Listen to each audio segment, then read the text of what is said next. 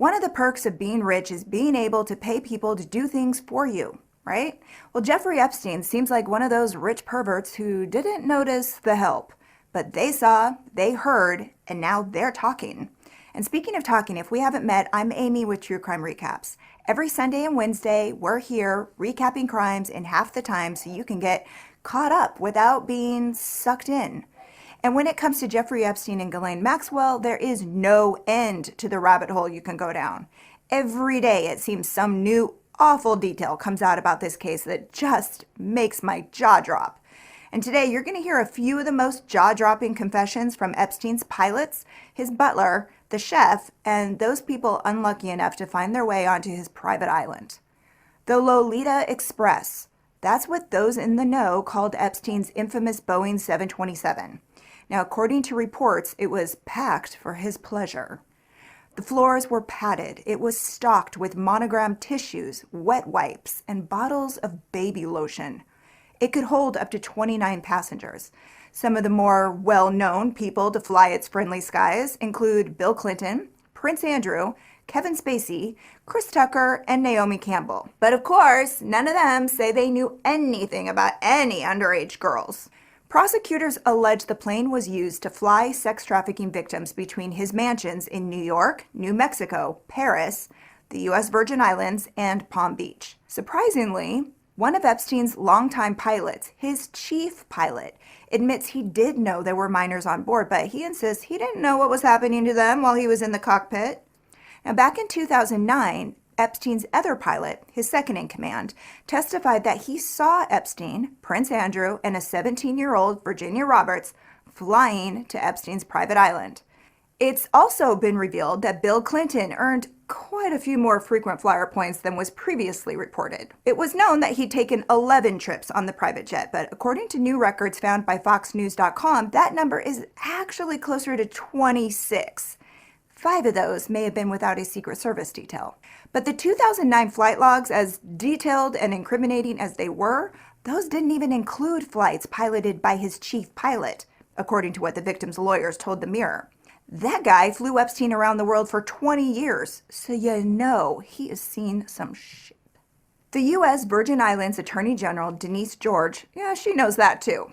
In mid-September, she sued Epstein's estate, saying the Lolita Express was a critical part of Epstein's sex trafficking ring, and it led to 22 counts of aggravated rape, child abuse, neglect, human trafficking, forced labor, and prostitution on the island he owned. To support those allegations, she subpoenaed flight logs from Jet Aviation Holdings from 1998 until Epstein's suicide in 2019. And here's the request that's really sparking panic. She wants all complaints or reports of potentially suspicious conduct and any personal notes written by the pilots, plus names and contact information for all of those who interacted with or observed Epstein or any passengers connected to him. That's according to the Mirror.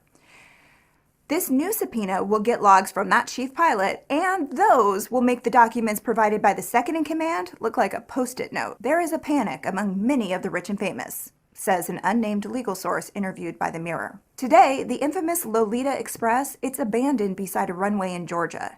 The carpet, bedding, furniture, appliances, and wet wipes are molding inside. The owner of the ramp it's sitting on said this to the Daily Mail. As a father of 2 daughters, I'm not real thrilled with having it here, but I guess an airplane is just an airplane. Somebody needs to come and do something with it, or it needs to be scrapped because it's just going to sit here and keep deteriorating. Welcome to Epstein's Island. This 75-acre private island in the U.S. Virgin Islands is known by a few other less pleasant names.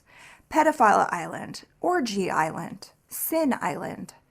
It's so isolated there's only 2 ways on and off, helicopter or a boat. And if you were one of the unlucky little girls to find yourself there, you couldn't even call for help.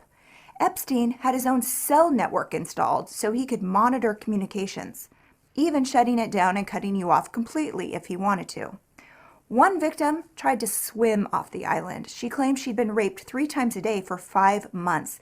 She said a shark would have been my best friend at this point. I didn't even think about it. It was just get me away. But His security team caught her immediately, which led to her believing that she's probably being monitored 24 hours a day, which is right in line with what Virginia Roberts has said about the cameras in his other houses, monitoring the bathrooms, the bedrooms, the toilets, the showers, literally everything. The entire operation was a blackmail scheme. And there's no reason to suspect that the island was any different. It had a main house, 3 guest cottages, a caretaker's cottage, a helipad, a dock, and over 70 employees. Every single one of them paid to stay quiet about what went on there. Get this, alongside the normal buildings you might expect, the island has a lot of stranger features. There's an underground movie theater he could get to from his living room. Girls Gone Wild was a favorite. There was a separate library with 90,000 books, a Japanese bathhouse, God, if that thing could talk, secluded outdoor massage tables, and a bizarre temple that no one has said what exactly it was used for. Although, yeah, there have been a few guesses, and I'm sure you've got a theory. I know I do. According to Insider.com, a piano tuner was in the building and thought it must be a music room because Epstein was a classically trained pianist. Penis? Other staff thought it might be a recording studio because it had soundproof walls. Horrifying. But then why is it so far away from all the other buildings? According to the builder, it locks from the outside, not the inside. It's a very disturbing feature, don't you agree? Because that means people can't get in unless they have a key, but people also can't get out. Then 2 guys from wearechange.org snuck onto the island to get a better look. The door is painted on. And I have to say about the temple, you know, he was a billionaire. I say was, he's probably still alive, but he is or was a billionaire. That seemed like the cheapest little temple I've ever seen. Like, why would you just paint, like, I could have built that myself for about $5,000, I think. And the dome flew off, and there was no hole underneath the dome, which is what you would have if you had a true dome. So it almost looked like a Hollywood set. Actually, that's exactly what it looked like. Yeah, and it's important to note that the dome flew off during a recent hurricane here. So the situation here has definitely been changing. The most interesting things that I personally found were these like little satanic gargoyles with horns on their heads that were all over the property that were very creepy. I also found a chair that was completely made out of horns and looked like some kind of animal hide. That was very creepy and kind of very weird to look at. And as if it couldn't get any weirder, along with all the creepy statues on the island, there are sculptures of life-size cows. And the staff were ordered to move them to new random places every day. In 2017, Epstein paid $17 million to buy the nearest island. It's called Greater St. James. He said he was planning to build another compound there, which, you know, he probably was. But insiders say he bought the island to keep Little St. James even more secluded and private.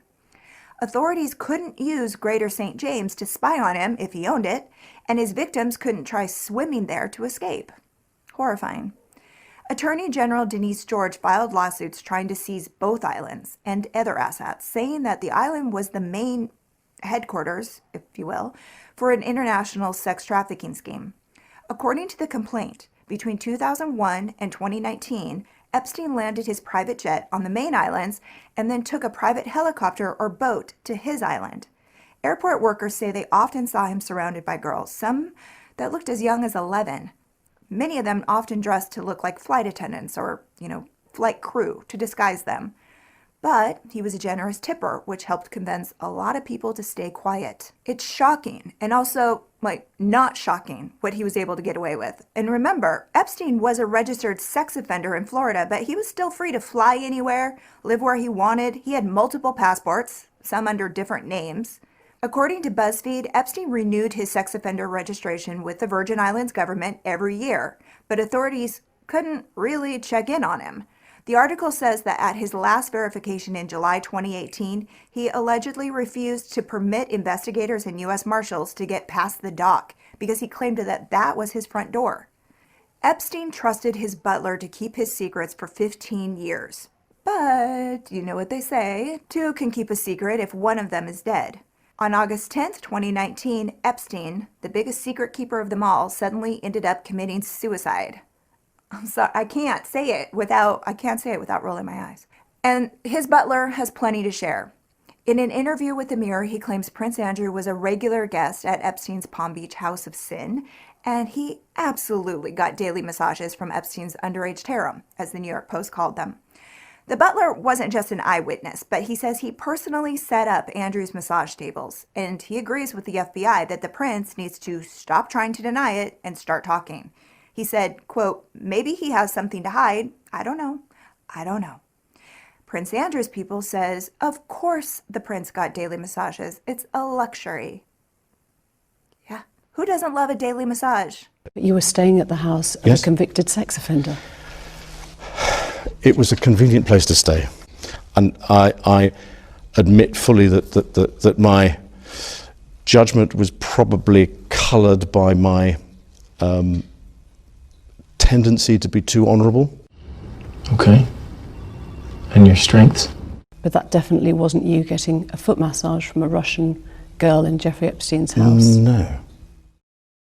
No thanks. I don't want to be part of your sex festival. It might seem a funny way to break off a friendship, a 4-day house party of sorts with a dinner. It's an odd way to break It's a up difficult friendship. way of putting it. That's a very stark way of putting it. Yes, you're absolutely right. She was very specific about that night. She described dancing with you No. and you profusely sweating, and that she went on to have bath, possibly. There's a slight problem with the sweating because I have a peculiar medical condition, which is that I don't sweat, That's bollocks. No, it's- Go on. or I didn't sweat at the time, and that was yes, I didn't sweat at the time because I had suffered what I would describe as an overdose of adrenaline in the Falklands War when I was shot at. And I simply, it was almost impossible for me to sweat. She provided a photo of the Yes. two of you together. Yes, Your arm was around her waist. yes. You've seen the photo. I've seen the photograph. How do you explain that? I can't. According to the butler, Prince Andrew really liked daily massages. He spent weeks as a guest in the Palm Beach house, which, as the butler described it, had pictures of young, naked girls, objects, and ornaments all over the house. He also describes Ghislaine as the devil and claims he was the one that had to clean up after her. As he told the New York Post, I'd find sex toys in her sink. I took it as a perversion, not an abuse. I used to put my gloves on and pick it up and wash it. Ghislaine knows more than anyone. Whole days she spent recruiting girls. I was driving. I wish I had known what for. I would stop at a massage parlor and she would go in and take business cards. One time she had me drive to Mar-a-Lago looking for girls, and that's when she found Virginia. That is Virginia Roberts Giuffre, one of Epstein and Ghislaine's most vocal accusers. According to the housekeeper, Ghislaine often said she hated Epstein, but couldn't or wouldn't leave him. Now check out the recap Chris did on Ghislaine's father and tell us if you think her daddy issues kept her with Jeffrey. Now the butler says he was also the money man for the girls. As he told the New York Post, I used to go to the bank, withdraw $10,000. I'd pay them out of petty cash and fill out a receipt. I wish I'd known what they were really being paid for. Because Jeffrey swore them to secrecy, threatening them if they ever told. Today, Adam Perry Lang is a celebrity chef and owner of APL. It's a Hollywood restaurant funded by Jimmy Kimmel and Joe McHale. But 20 years ago, he was cooking for Jeffrey Epstein and his guests. According to an interview she did with the podcast Broken Seeking Justice, Virginia Giuffre says the girls were forced to stick to ridiculous, extreme diets to stay skinny and underdeveloped, like little girls. A typical dinner was something like shaved salmon with vegetables, but no carbs, ever. And if anyone broke the rules, Ghislaine would punish them. Virginia and Chef Adam found that one out the hard way. She says she and the chef were friends and they'd have secret late-night pizza and beer parties until control freak Ghislaine caught them and they were both punished and banned from communicating after that. Adam is being named in court documents because he was a regular passenger on Epstein's private jet between 2000 and 2001. I'm sure he was there cooking, and Adam says his role was limited to meal preparation. He was unaware of the depraved behavior and he has great sympathy and admiration for the brave women who have come forward. The level of debauchery we have seen in this case, that rich and powerful sense of entitlement that they have a right to use and abuse these girls, and probably boys, and that no one can or will stop them, it's infuriating. And every one of Jeffrey Epstein's workers has said they didn't know what was going on behind closed doors, and maybe they didn't. But there is one who says she did, and she found out the hard way. Maria Farmer met Ghislaine and Epstein 24 years ago when she was a graduate student at the New York Academy of Art. Epstein hired her to work for him as an art consultant and painter after buying this painting she did for her thesis project. Wonder why he liked it. She's also his first accuser. I'm painting these beautiful survivors, these women. Maria Farmer met Jeffrey Epstein and British socialite Ghislaine Maxwell in the mid-1990s when Epstein asked the 25-year-old art student to work for him. Maria Farmer, in a lawsuit, alleges while she was working the front door at Epstein's townhouse, she started seeing things that concerned her involving Epstein and Ghislaine Maxwell. Ghislaine Maxwell would go out on these drives to procure models. She would say, these are the nubiles. I need the nubiles. That was her word. She would bring them to Jeffrey Epstein's mansion.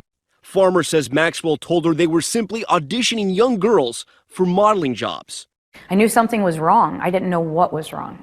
According to her lawsuit, Farmer says her experience with Maxwell and Epstein took a dark turn when they sexually assaulted her. I remember being in a lot of pain. I remember having some bruises. They didn't get my clothes off.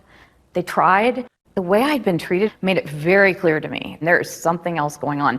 Farmer says she was so alarmed that she reported Epstein and Maxwell to the FBI. If the FBI had listened to me in 1996, there would have been no more victims. But if you ask Virginia, everybody who went into Jeffrey's houses knew what was going on. You couldn't even be a pizza delivery boy and walk into one of his places and not know what was going on. There were naked pictures everywhere, young girls everywhere. As she said to the Broken Seeking Justice podcast reporter Julie K. Brown, old dude, not married. It's not too hard to put two and two together. Thanks for letting me catch you up on this. If you like getting all the crime in half the time, please subscribe and come back Wednesday to hang out with Chris. I'll see you soon.